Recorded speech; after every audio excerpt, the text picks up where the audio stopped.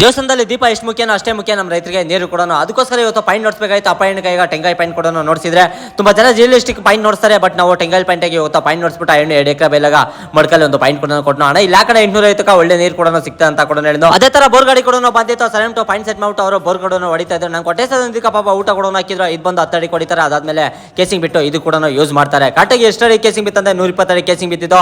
Casing ಕಾಟೆಗೆ 40,000 ಕೊಡೋಣ ಆಗಿತ್ತು. ಕಾಟೆಗೆ 6 ಲಂತ್ ಕೊಡೋಣ ಬಿಟ್ಟಿದ್ರು. ಸೇಮ್ ಟಿ ಬಿಟ್ಟು ಏನ್ಕೊಂಡು ರೆಡಿ ಮಾಡ್ತಾ ಇದ್ದು 1000 ಅಡಿ ಮೇಲೆ ಬಿಟ್ಟು ಹೊಡಿಬೇಕಂತ. ಅದಕ್ಕೋಸ್ಕರ ಇವಾಗ ರೆಡಿ ಮಾಡ್ಕೊಂತ ಇದ್ರು. ನಾವು ಇರ್ತಾರ ಕೇಸಿಂಗ್ ಕೂಡ ತರಿಸಿದ್ರೆ ಒಂದ್ ಬಂದು ಸ್ಟೀಲ್ ಇನ್ನೊಂದು ಬಂದು ಕಬ್ಬಿಣ. ಸ್ಟೀಲ್ ಏನ್ ಕಣ ತರಿಸಿದ್ರೆ ಮೇಲೆ ಪೈಪ್ ಯಾವುದೇ ತರ ತುಕ್ಕಿಡಿಬಾರ್ದಂತ ಕೂಡ ತರಿಸಿದ್ರೆ ಎಲ್ಲರೂ ಬಿಟ್ಗಳೆಲ್ಲ ಐತಿ ಪೈಪ್ಲೆಲ್ಲ ಐತಿ ಕೇಸಿಂಗ್ ಕೊಡಿಸಿ ಇವರು ಪೈಪ್ ಸಮೇತ ಹಂಗೆ ಕೇಸಿಂಗ್ ಕೂಡ ಕೊಡಿಸ್ತಾ ಇದ್ರು. ಟೈಮ್ ನೋಡಿದ್ರೆ 2 ಗಂಟೆ ಕೂಡ ಆಗಿತ್ತು. ಕಾಟಿಗೆ 500 ಅಡಿ ಕೂಡ ಓಡಿತ್ತು. ಎಷ್ಟು ಅಡಿ ಕಣ ಗ್ಯಾಪ್ ಸಿಕ್ಕಿದಂತ ನೀವು ಯಾರು ಕೇಳಿದ್ರೆ ಕಾಟಿಗೆ 650 ಅಡಿಕ ಒಂದು ಗ್ಯಾಪ್ ಕೂಡ ಸಿಕ್ಕಿತ್ತು. ಕಾಟಿಗೆ 1 ಇಂಚು ನೀರು ಕೂಡ ಬರ್ತಾ ಇತ್ತು.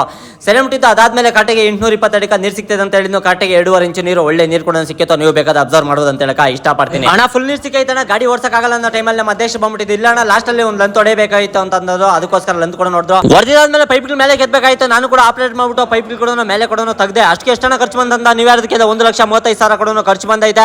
820 ಅಡಿಕ ಅಂತ ಹೇಳಕ ನಾನು ಇಷ್ಟಪಡ್ತೀನಿ ನಮ್ಮ ರೈತರಿಗೆ. ಎಷ್ಟನ್ನ ತಗೊಂತ ರೇಟ್ ಅಂತ ನೀವು ಕೇಳಿದ್ರೆ 125 ರೂಪಾಯಿ ತಗೊಂತಾರೆ ಒಂದು ಅಡಿಕ 1000 ಗಂಟ. ಅದಾದ್ಮೇಲೆ ಬೇರೆ ರೇಟ್ ಕೂಡ ಫಿಕ್ಸ್ ಮಾಡ್ತಾರೆ. ನೆಲಗುದ್ದಿ ನೀರು ತೆಗೆದಿರೋ ಬಿಟ್ಟು ಇದೆ ಅಂತ ಹೇಳಕ ನಾನು ಇಷ್ಟಪಡ್ತೀನಿ. ಇದೆಲ್ಲ ಮುಗಿಸ್ಕೊಂಡು ಬೋರ್ ಗಾಡಿ ಮನೆಗೆ ಹೋಗೋ ಟೈಮ್ ನೋಡಿದ್ರೆ 5 ಗಂಟೆ ಕೂಡ ಆಗಿತ್ತು. ನೀರು ಸಿಕ್ಕಿರೋ ಖುಷಿಗ ನಾವು ನೀರು ಕುಡಿಯೋಕೆ ಆಫೀಸ್ ಕಡೆ ಬಂದ್ರೆ ಇವತ್ತಿನ ಕತೆ ಇಷ್ಟು. ಸಿಗ್ತೀನಿ ಫ್ರೆಂಡ್ಸ್.